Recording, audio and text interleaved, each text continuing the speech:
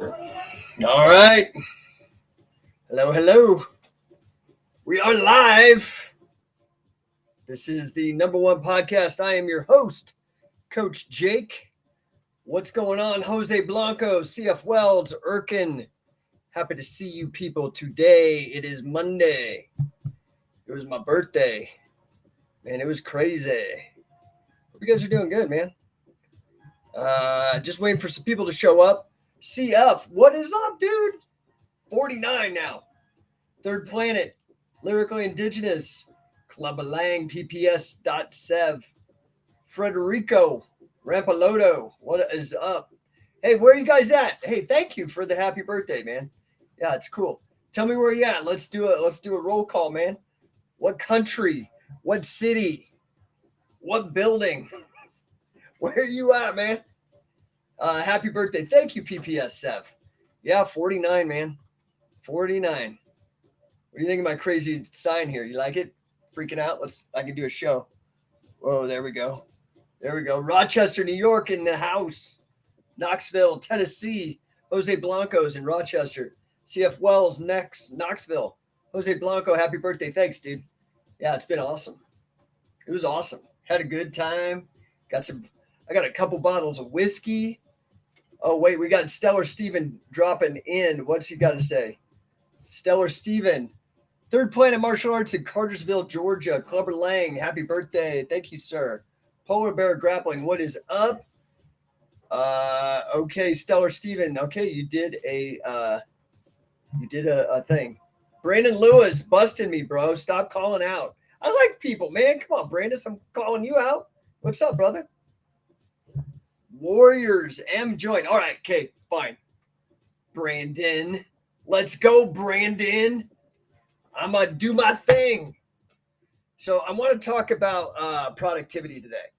Like, what does it mean? You've got to be productive. CF Wells, they shouted you on a book I'm reading right now called Rough and Tumble. Oh, yeah. Matt Granahan and Eric Paulson, dude. Check it out, dude. Matt's done a lot of great work. Obviously, people who are tuning in here. Wait, let me turn this distraction off. Whoa. Okay, we don't want any stroke people in here. See, this is my new neon sign. Whoa, isn't that cool? Damn. Programmable. It's got all kinds of different settings. So, yeah, Eric Paulson and Matt put that out years ago. Great piece of history. Check it out. Appreciate the shout out. That's awesome. So, productivity, man. What's it mean? Okay, dude, I'm sorry. I'm like addicted to this thing. Okay, strokes. No. Don't need anybody having a seizure. That's definitely a seizure. All right, we'll just keep it on. Appreciate you guys. So, yeah, I don't know, man. What's going on with you people? Hope you had a good weekend. If you do want to tell me where you're from, I love to hear about it. I get people from all over the planet. Always love hearing that. Got people from like Australia, Japan, England, all that stuff. So, okay. All right, Brandon, I'm getting to it, man. I swear, dude. So, Dustin's in, Kauta Watanabe, Rabbit Tarek, Clubber Lang is out of Charlotte, North Carolina. So, productivity. I want to talk to you guys about it. It's super duper PPS.sev LA, man. I love LA. Used to love LA. It's kind of turned into a toilet, but what could you do? Yeah, man, you got to be productive. So it was my birthday this weekend, and as such, I was being, kind of reflecting on the things that I've done and blah, blah, blah, blah. I'm 49, so, it happens like that. PPS says, yeah, it has turned into a toilet. It's sad, man. LA was so cool. Man, early 2000s, I loved it. I lived in Venice Beach. It was amazing. Anyway, I got philosophical and started I actually wanted to go and look at all the things that I have created. Okay.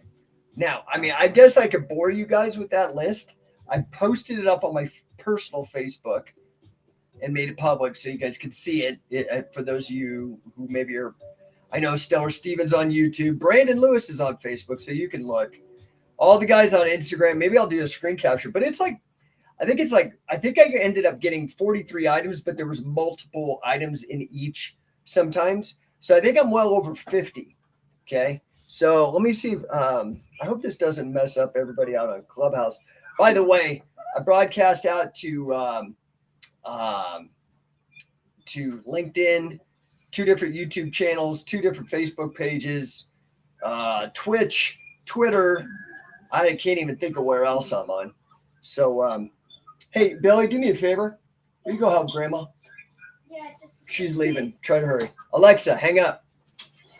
So, yeah, I went through and let me see if I can look this up here. Yeah, 43 items. Now, I'm going to jam on these because I don't want to bore you. Okay, here we go. Modern Catch Can, the Sport of Professional Wrestling, my most recent book. Liberation, a new prosperity consciousness, a new guide to prosperity consciousness. My previous new book, Strange Attractor, Discordian Libertarian Writings of Jake Shannon, Endonomics, Default Deflation Derivatives in the End of the United States as We Know It. These are all books. I started with my books. The Hypnotist, Healer, Head Hacker, and Headliner, Teocon, The Hijacking of Liberty in America, Exposing the Neoconservative Infiltration and Takeover of the 21st Century Tea Party Movement, Physical Chess, My Life in Catch Wrestling by Billy Robinson, Jake Shannon, Say Uncle, Catch Can, and the Roots of Mixed Martial Arts, Pro Wrestling, Modern Grappling, Anomaly, Revolutionary Knowledge in Everyday Life, The Classical Pugilism and Bare Knuckle Boxing Companion Volumes 1 and Volume 2, Introduction to Vintage Jiu-Jitsu, Sport of Catch Wrestling, The Certified Catch Wrestler Handbook, The Handbook of Authentic Indian Club Swinging. Then those were just all the books. Now moving into websites, War Catch Wrestling, Shoe Pro Wrestling, which were 3 different events, 1, 2, and 3. King Catch Wrestling, big tournament that I started years ago. Coaching Catch, which is the scientific wrestling coaching curriculum that is the only curriculum put on by me and Billy Robinson. So co-developed by me and Billy. Then, of course, there's Scientific Wrestler, which is the affiliate program. Banging. This is, dude, I'm so excited about this. Go check out Scientific Wrestling. Omar, what's up? Kintaro Masafumi, Logan Thomas, what's up, people? Okay, keep going. ScientificWrestler.com, ScientificWrestling.com, Mayspell, Number One Coaching, this podcast, Number One Podcast, MentalSelfDefense.com, which is a gathering of all my writings. So those of you that don't want to go and read all, buy them off Amazon or Kindle, go to MentalSelfDefense.com. Okay, Pinup Pro Wrestling Volume 1, Pinup Pro Wrestling Volume 2. Yes, my wife and I actually put together competitive Catch Can. We called it pro wrestling. Competitive matches with pinup girls. This was back in the day. You can still find them on eBay, but I stopped producing that. Brandon Lewis, I'm going to challenge you just because you're nervous. I'm not nervous, bro. Dude, you're doing good. Thanks, man. Appreciate it. Okay, here's some DVDs. Break a Leg, the Josh Barnett Leg Lock Seminar. The Finisher, Pinning for Grappling and MMA with Wade Chalice. War Catch Wrestling, Lessons in Catch Can with Billy Robinson. Sport of Catch Can, Conceptual Syllabus, starring Billy Robinson. The Double Wristlock DVD, starring Billy Robinson. Wade Chalice, Legal Pain. Josh Barnett, Catch Wrestling, Volume 1, Punishing Rides. Josh Barnett's Attacking the Guard Seminar. Eric Paulson, there we go. Neck Brace Breaker. Billy Scott, Catch Can Wrestling. Carl Gotch's Conditioning for Combat Sports. Professional Wrestling Fujiwara Gumi Deluxe 2 DVD set. Submissions and Pin from Carnival Catch Wrestling with Dick Cardinal. Mayspell Strength Training Basics DVD starring yours truly. And the Authoritative Encyclopedia of Scientific Wrestling Volumes 1 through 4.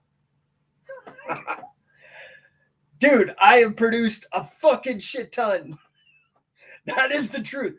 Okay, so, people wonder, that's like 50 fucking things, man. All of them things, physical objects, books, instructional courses, websites, DVDs, events. That's not even counting the events, dude. Like on the coach, like Certified Catch Wrestler. Let's see here. Let me bring this up. And again, I hope I'm not fucking everybody up on Clubhouse, but let me just do some math. So let's say I do 10 training camps a year, and I've been doing 10 of those a year since 2007. let's be conservative, call it 8 because COVID and all that shit. So 2007 was that 15 years, 15 times 8.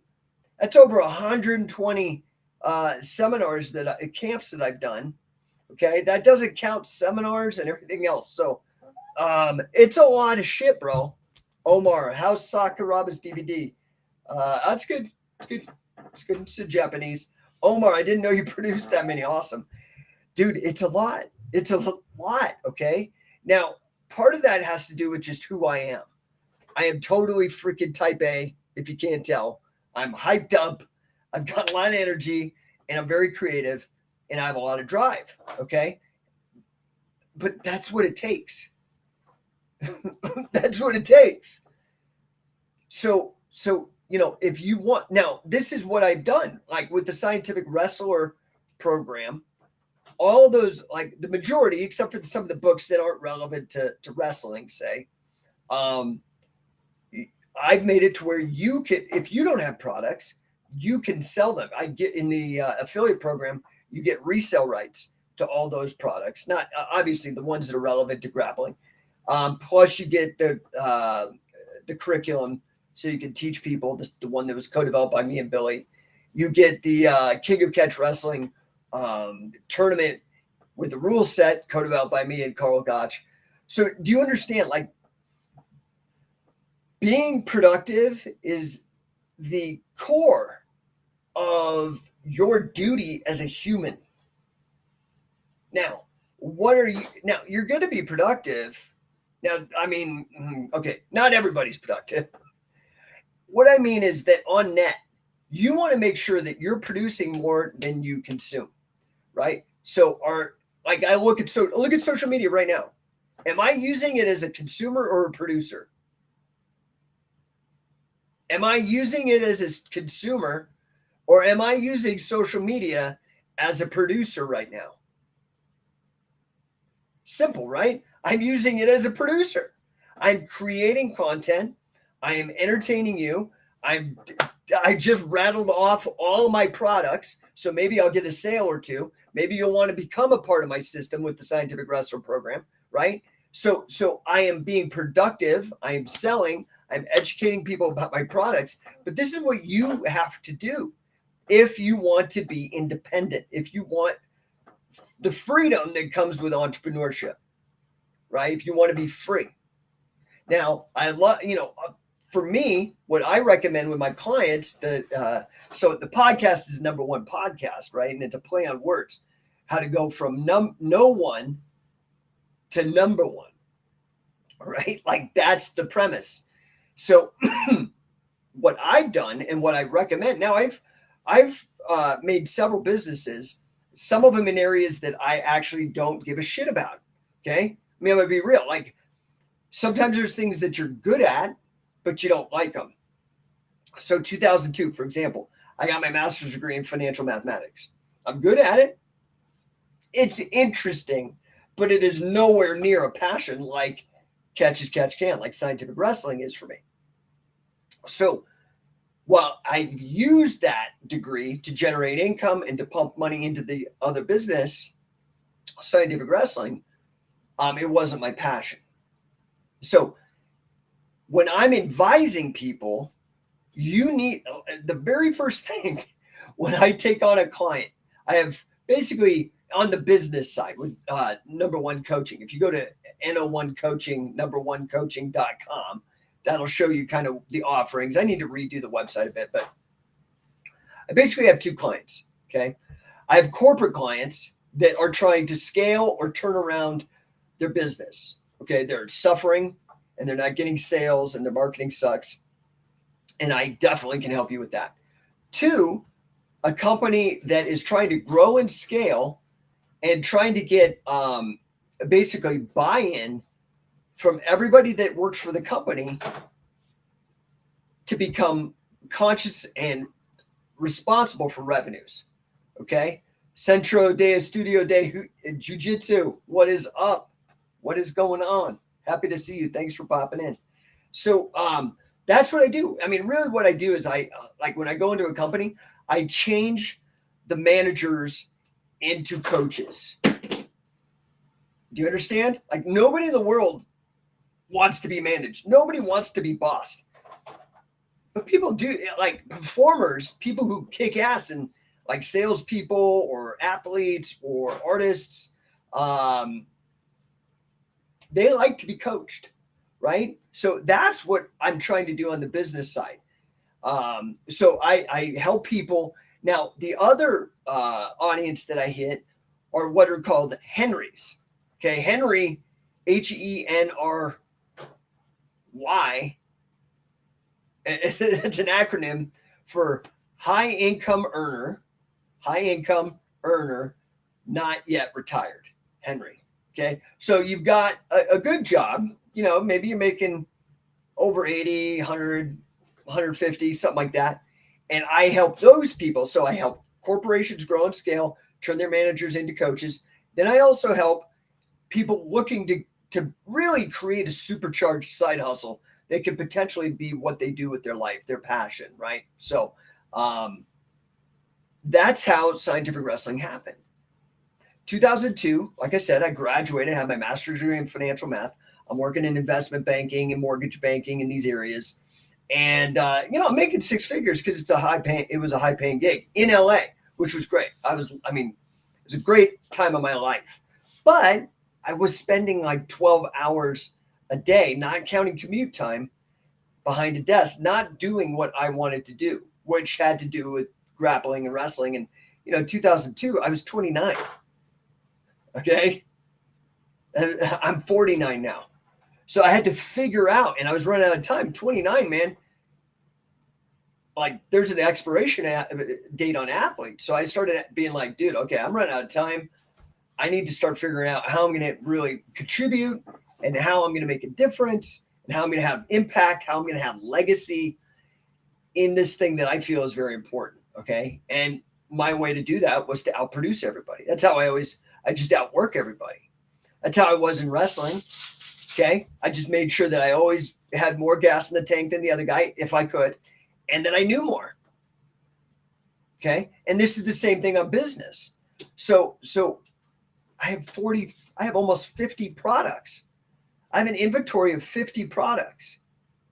Right. Oh, Fighting Library. I don't think I put that down. Fighting Library, which is a complete, fightinglibrary.com is a compilation of, it's like over 10,000 pages of historical documents. It's all the stuff from the bare knuckle boxing books and the jiu-jitsu books, the mace book, all the scientific wrestling encyclopedias I produced at the very beginning. Okay. For a super cheap price, man. It's like 50, 60 bucks or something. It's like truly a library. All digital too. So you get it instantly. You can download it, take it wherever you want, reproduce it, whatever. So this is what I recommend, right? Is that you really start producing, and you need to try to make it look as good as you can. Now, there's a balance to be made here, right? The balance is quality and quantity. So I tried to find a spot where it was good enough that I could feel okay selling it. And I was more concerned with the content and not with the polish. Now, this is funny because I started doing this back in 2003 and filming everything with my camera and all that. I learned that from watching old skateboarding videos with my roommates in college, undergrad. Everything was on these handheld cameras and stuff. I was like, dude, they're selling that and they're doing them with skateboard videos. I can do this with grappling. And so, but now everybody films out of their camera. Okay. So I believe that you just have to keep producing, produce, right? Like I just completely outworked everybody else in this field. Right. And then what ends up happening is you inspire other people. Does that make sense? Okay. We've got Backup popping in. He's out on YouTube. Brazilians can train catch wrestling ? How much time does it take to become a black belt in catch wrestling? Well, about the same time as it takes to become a black belt in boxing. Okay, so what's up? Dudas. Dude Us, what's up, man? Happy to see you. You're out on Twitch.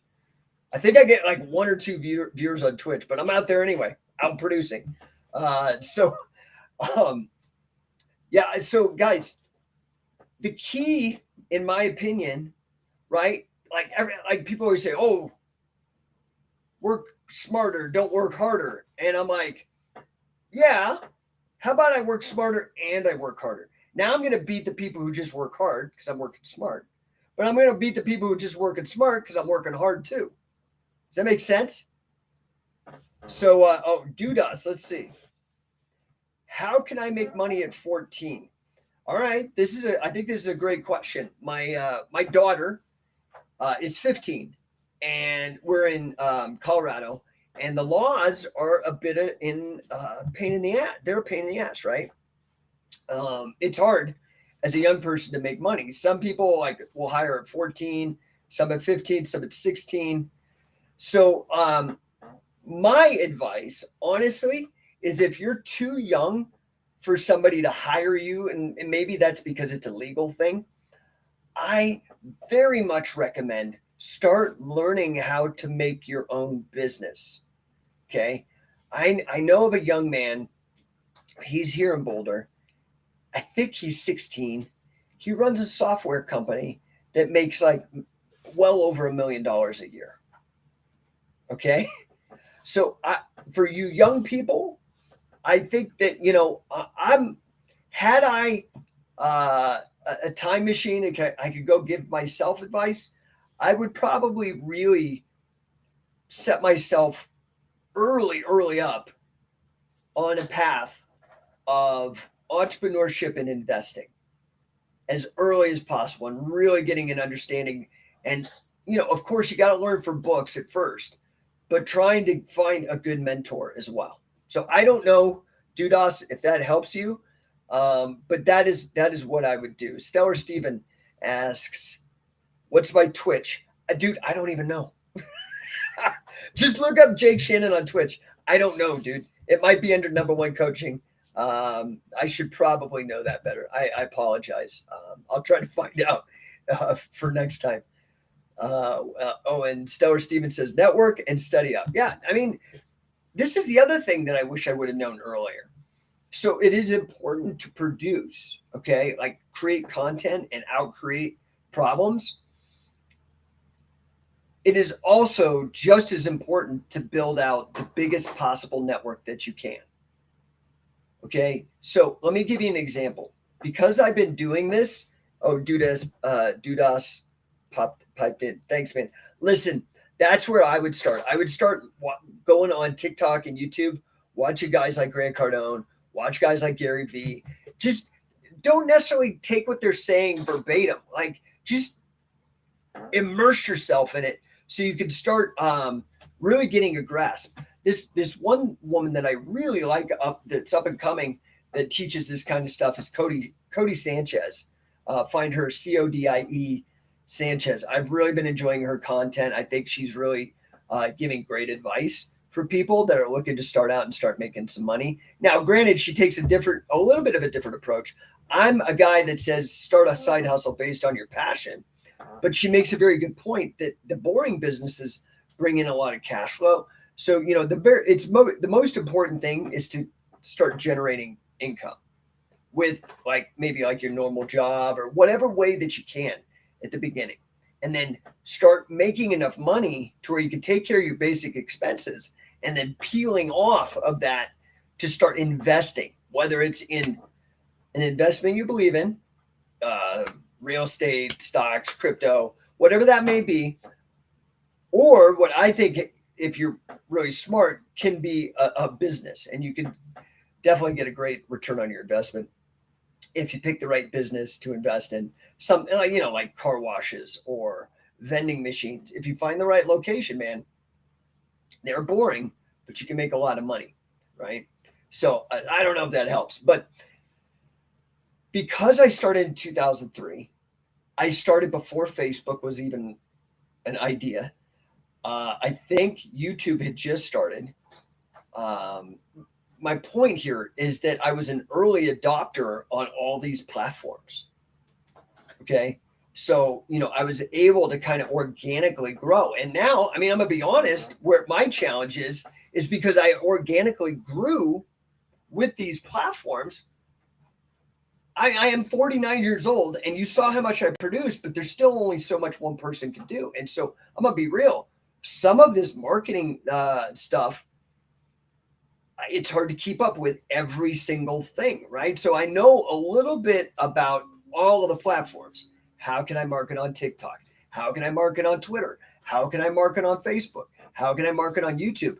But I know enough because I don't want, like, my business, when I do my business consulting, is about business development. It has a little bit of all of the things that are needed for somebody, okay? But I'm not going to just focus only on marketing, which is absolutely crucial, maybe the most important part. But I know a lot about marketing, okay? So I'm going to do that so that I know when I hire somebody that I'm not being taken advantage of. This is one of the things that allows me to produce. So, for example, when I rattle off all those books that I produced, or all of those instructionals I produced, whether it was Josh or with Wade Chalice or Billy Robinson, or all these things that I produced to sell, the inventory, the library of stuff. The ideas are mine. The writings are mine. The presentation is mine. But I needed help from other people. Okay. So in the instructionals, it's obvious. I needed an instructor, like I needed a Josh Barnett or a Wade or these guys. So obviously it was more than me. I needed an editor, right? I needed a graphic designer. These are things that I didn't do, but I was part of the process. I was the producer. I was the creator. It's like if you go to see a movie, sure, whatever, that Thor, Taiki Waititi or whatever his name is. I'm sorry, I just don't know his name. But he was a writer and a director in that film. Okay. By the way, great director. He's not a good writer in my opinion. But anyway, at least for that kind of stuff. So for the Thor movie, this last one was not that good. But my point is sure, he's a writer and the director. But you have to sit through that post-credit scene and you can see how many people, it's thousands of people that it requires to get stuff done. So the bigger your network, the better off you're going to be. You're going to need people who can help you create your stuff. You're going to need people to help you market and sell it, bring it to market, push it. But then you're going to also need clients. So when I'm talking like about produce, you've got to create a fuck ton of content. I mean, I rattle off that list, dude. It's like ridiculous. And you've got to have a gigantic Rolodex. So this podcast, I found a streaming platform that allows me to stream to almost all of my audience that I've collected on all of these platforms. And I've done the math. It's over 100,000 people. Now, I'm broadcasting to potentially 100,000 people. However many people tune in, I might get a basis point, a fraction of that, especially because, I do this podcast every day, but I kind of just pop on when I have time. I'm just going to be real. Like I'm out doing all my stuff, making my meetings, doing all these things. And I'm like, well, shit, I got an hour right now. Let's go. And I throw it up. Okay. So maybe I'm getting 20 people, but those are 20 people that I'm getting in front of to connect with. So I can begin to establish the process of trust, right? Because people are not going to buy from people that they don't know, that they don't trust. So I'm beginning that process so people can actually know me and realize, okay, yeah, this guy's done all this shit, but is he actually is he a douche? Is he a nice guy? Is he stupid? Is he smart? Like they don't know. And so this is me doing this. This is a marketing platform for me. Okay. But I'm also creating content, right? So here's the cool thing. Like we know that, we know that some of the most valuable followers that you can have in terms of conversions are YouTubers, right? Well, guess what? Every show I do now becomes evergreen content on Facebook that people can now watch or search, or they're typing something. Today I'm talking about being productive. Somebody somewhere is going to type in productive, and this will pop up. And just like I'm speaking to you, it will speak to them. Now, it's not live, but you get my point, right? So you've got to always be producing and trying to reach as many people as you possibly can. Okay, so we got some comments. Dudas, what's my opinion on flipping shoes and clothes? I mean, dude, if you know what you're doing, so one of the things that I really suggest people do is look at, if you're trying to figure out, like, how can I get into a side hustle? I don't know, man. What do I do? Like, my easiest thing, I've done this with clients for well over a decade now. This works so well.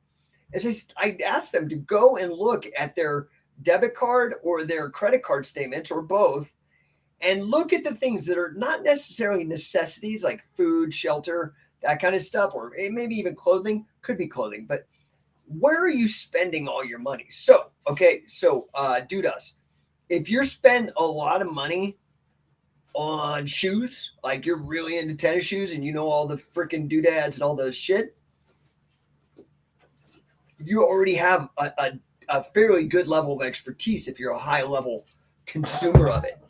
What you have to do is then shift from being a high level consumer to start being a high level producer, in my opinion, of that product. So my answer is, I have no opinion other than my opinion is, if you're really into shoes and clothes, you might know the value and you might be able to arbitrage that. Okay. And so go into it, look for it. Dude, this is the great thing about the internet. You could go anywhere, find somebody, like Google, like, I need a shoe and clothing flipping coach. Boom. I mean, I don't know if that's the exact search phrase to use, but you get my point. You can find people that can help you do that kind of thing, right? Okay, let's go on. We got Stellar Steven, thoughts on Bale as Gore. Oh, dude. I mean, Christian Bale. I mean, I don't want to really get into Thor. Like, there's so many of these freaking Marvel things. Christian Bale is a great actor. I thought he was probably one of the best things about that movie. But the movie was just stupid. It wasn't clever. I don't know, man. I just, the writing was not there. I didn't get pulled into the characters. There wasn't anything clever. It just was super surfacey. Didn't feel really thought out. And then let's see. Stellar says online selling can help you make money independently. Yeah. So, you could get on eBay. You could start thinking about this. You could start running a podcast like this on shoes, educating people, and then pushing them like watch. So now you guys on Instagram can't see this, but all the other platforms that I'm on can see this. So then, you could push them, say, to, like, for me, I push people to scientificwrestler.com, right? Be legendary. So there's a screen burn for the YouTubers and the Facebook and the LinkedIn and the Twitch and the Twitter people that you just guys on Instagram can't see. Or here's No1 coaching. Go from No1 to No1, No1coaching.com or Coaching Catch. You see, so I mean, I don't know. Like, I've got the gift of gab. I'm not afraid of getting up in front of, I could get in front of a gigantic stadium and talk. I could talk in front of every person. I could talk in front of 8 billion people, and it would be the same as I am right now. I'm just being real. Like, that is just something that I have. So this is a great platform for me. But there's so many people that don't like that, can't handle it, whatever. So maybe you become a blogger. Maybe you put out a newsletter, like, over the internet. Maybe, you look at, like, how these other guys are doing online presentations. You can get on YouTube and you never have to show your face. You hire an editor, or you get good at editing and you find some stock photographers and do a voiceover, or there's even AI that'll do the voiceovers for you. So, there's a lot of things that you can do in that regard, but you have to produce and you have to know people. Now, so this is something that it took me a long time to learn, unfortunately. Because when I came up, there was no internet. There weren't people sharing these kind of ideas freely to people. if you weren't already networked, you had a hard time. So when I was coming up in like grappling, I wanted to, I mean, dude, I'm a kind of guy that I want to be number one. I want to, but I started when I was 20 with judo after in 1994. No, I was probably 20, 21. 1994, saw UFC 2, started at the Boulder Y for grappling, started flying in guys like Pedro Sauer, Conseco Munez, Ricardo Miguel into Boulder Karate, doing stuff. I then flew out, moved to San Francisco to study with Carly Gracie, trained a little bit with Half Gracie. And I just wasn't getting traction. I wasn't getting bookings. I didn't know how to make it work. I didn't know how to get into the scene. And frankly, I never really liked punching and kicking anyway. So I didn't really want to go the MMA route hardcore. Like I kind of dabbled 2003. Now I'm already 30 years old. I went to the first Team Quest training camp with Randy Couture and Matt Lindland and BJ Penn was supposed to be there, but he had some conflict. Anyway, it was a cool camp, but I also it reinforced that I didn't like getting hit in the head. And I liked the submission grappling. I liked submission wrestling. I like catch can. Well, there was zero catch. And the submission grappling scene, it was just like some sporadic nagas and stuff. And anyway, what I wanted didn't exist. And what I wanted, and I went into pro wrestling because I was dating some girl and she was into it. I really wasn't that into it, but so I went into pro wrestling and I actually had some modest success. That was an already established system. I knew how to hustle. I knew how to push. And so, I mean, I got myself a WWE tryout. I toured the entire United States, got booked on the Vans Warped Tour, got invited to tour Europe, trained in Mexico, learned Japanese style pro wrestling from people that knew what was up. And that's really what kind of led me into the catch, right? But again, it was just this hardcore, do whatever it takes, jump on a plane, save up the money, spend the money, like take the risk, do it. I mean, so I rattled off that list of 50 things or whatever that I produced. Not all of them were hit the ball out of the park kind of thing, right? So, I mean, my wife and I produced this thing called Pinup Pro Wrestling, and there just wasn't really demand for it. I thought maybe there would be. I just tested and saw what happened, and there wasn't a huge response. Now, just because isn't a huge response isn't necessarily mean it's not. If I really pushed, but it wasn't my passion, right?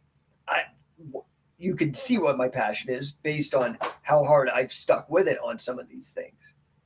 And I'm not saying I didn't try to quit or nothing like that either. I mean, there's been times even on the stuff I'm successful with, I'm just like, dude, I'm done. I'm sick of this shit. But this is the thing. Once you've like amassed so much productivity, it's almost like the mafia. It's like you can't get out. And that's a good thing because sometimes your mental state or your health, in my case, like, dude, I had a bad blood clot, really jacked me up for a minute. I had a stroke, really jacked me up, and I didn't know what the fuck was going on. Messed me up for a couple of years, and I didn't know what was going on. I had cancer, but if you produce when those fucking shocks come to the system, you're more likely to go back into it because you're already super committed, super invested in what you're doing. I hope that helps. Let's see. We got more people on the chat here. Stellar thoughts on Vampiro. Yeah, I wrestled him at the Toronto Sky Dome. Awesome dude. I met him probably 6 months earlier in Mexico when I was training out there with Ultimo Dragon. Great dude, tough guy. Probably the biggest match I ever wrestled. It was in the Sky Dome. It was cool. Stellar, Steven blowing me up. How did I get that UWFI archive? So that's another thing I didn't put on the list and I should put. That was actually I had produced a bunch of stuff for Josh Barnett. I think we've done 3 different instructionals together early on. And Josh knew what I could do, knew that what I was able to do for Billy and other people. And so he connected me with the guys who have the rights to that, Pelk, Gene Pelk in Japan. And we talked it out, figured out a deal. And then I produced and I busted my ass and put it up. And now anybody that becomes a member of scientificwrestling.com, you can watch the old UWFI. I have over 77 hours, man. Like literally, if you tried to binge watch that, you didn't sleep, it would still take you 3 straight days. Tons of stuff. Great guys, like footage of Dan Severn before he was in the UFC, footage of Sakuraba before Pride in UFC, like all the Bad News Allen in it fighting. It's really cool. It's really cool. You can, again, you just go to scientificwrestling.com. You'll see UWFI at the top. Anyway, listen, I just want you guys to understand the importance of being productive. You've got to, if you want to be number one in a space, you have to outproduce everybody else. Okay. And the thing is that it's, yeah, you're welcome, Stephen. So the thing is it's also cumulative, right? So let's look at like fucking Vince McMahon. Okay, I'm not all the controversies and the dumb things. Yeah, has he done stupid things? Probably. Okay, I don't know. I've never met the guy. I don't know him. But dude, he's 77. Have you heard about his work ethic? It's like crazy. He's up at like 4 a.m. lifting weights. He's like super jacked still, probably juiced, but whatever. Like just up at 4 and then working all day. He was head of creative, created this $1 billion company. Okay, so it takes a lot of effort over a lot of years. I've been doing this scientific wrestling thing. You can see all the stuff that I produced for 20 years. I'm probably half done. Imagine now, and now I'm actually heading up the hockey stick. Do you understand? Because I've laid so much groundwork, and now imagine if I keep that same level of effort up. Boom. That's just how it works, man. So I'm just letting you know, as a guy who's 49 and started basically when he was 29, 20 years ago, this is what it takes.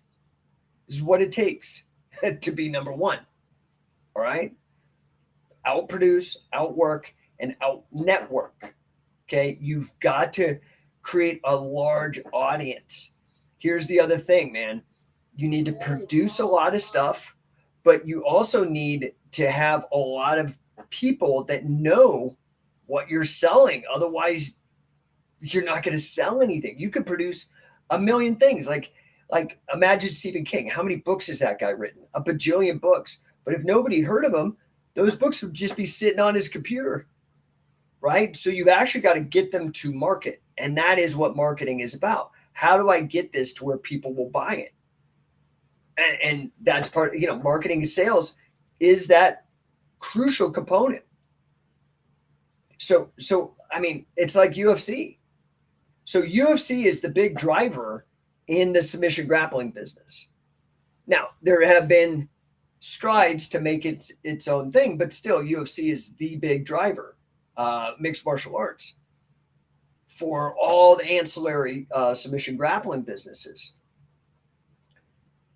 They have been producing like crazy. What are they? UFC 252 or whatever the number is. I don't even know.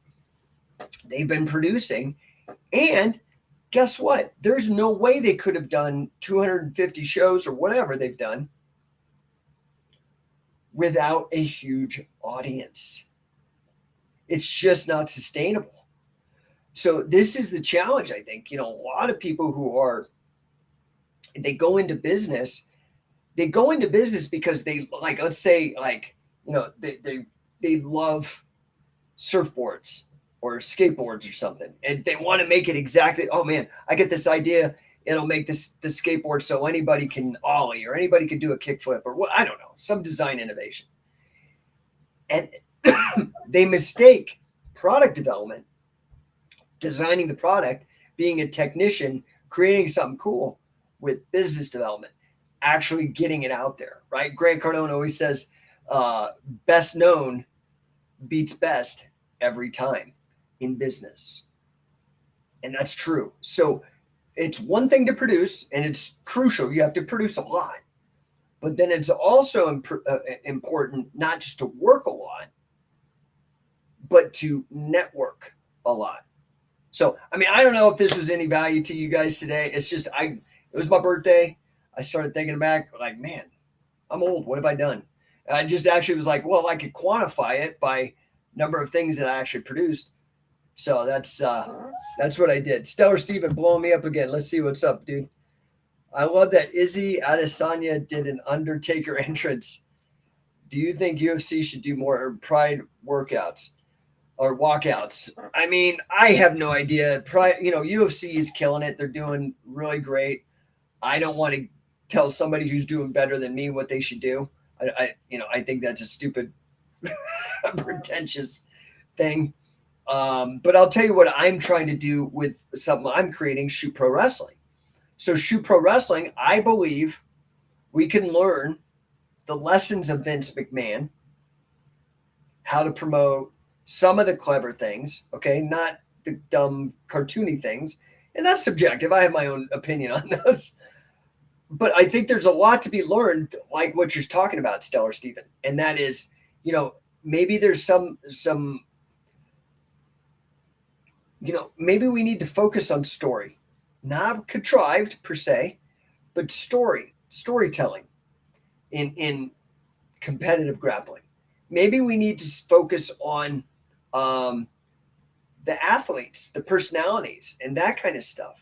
Maybe we need to start thinking about, being less disposable with these athletes and more like building like stars. I mean, these are things that I think there are lessons to be learned. And that's why I called it Shoot Pro Wrestling.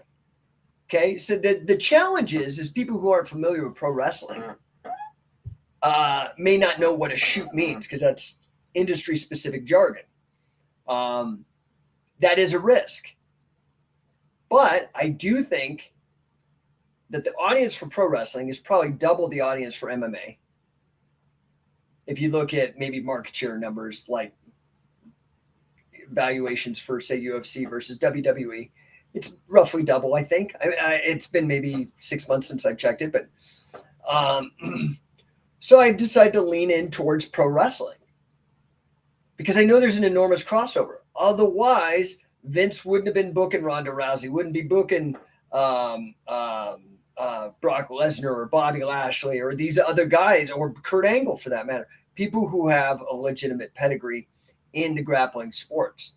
So for me, that's my gamble. So I think that, I want to push it that way. And I've decided to commit to that. So we ran tag team Shoot Pro Wrestling tournament. And it was awesome. It was the craziest, coolest shit, right?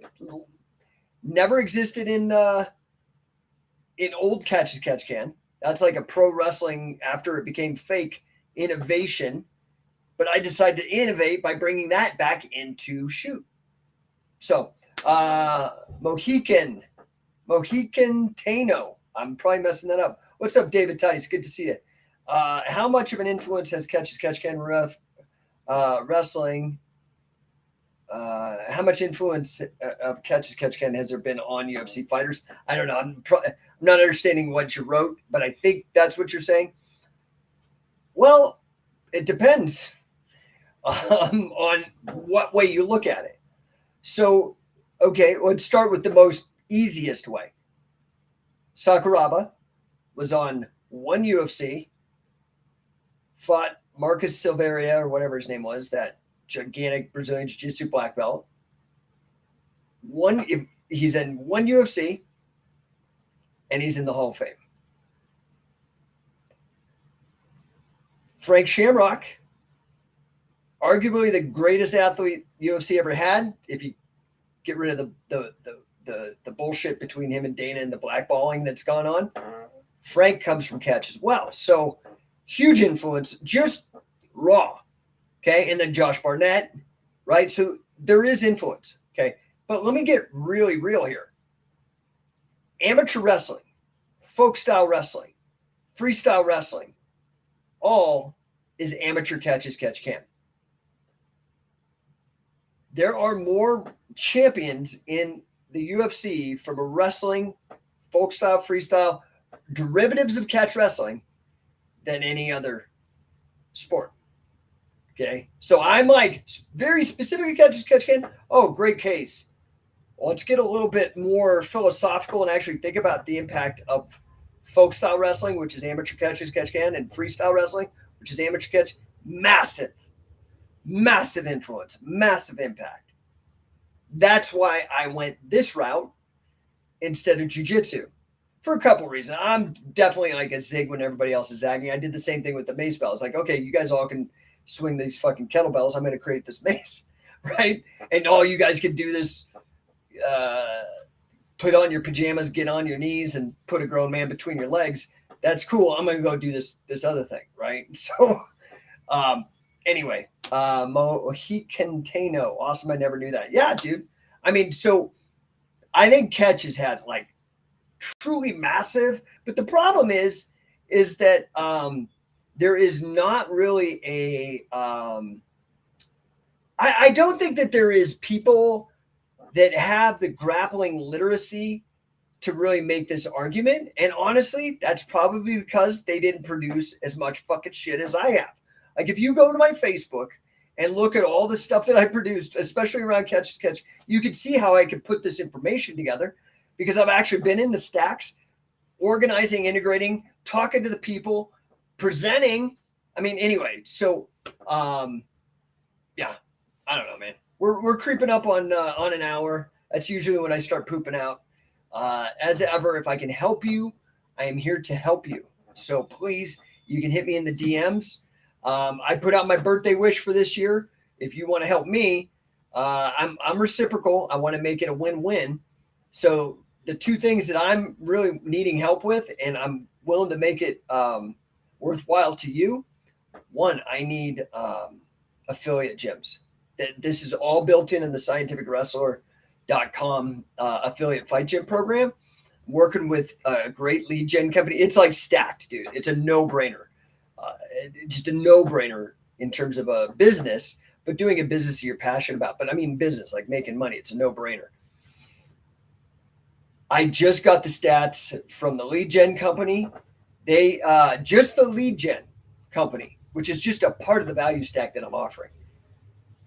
They got this. They're doing like a white paper for me and labeling out these clients that they've had. 1,000% ROI on their advertising spend using, and this is just one part. 1,000%. Like, figure that out. I know what 1,000% means. Do you know what 1,000% means? 1,000% increase.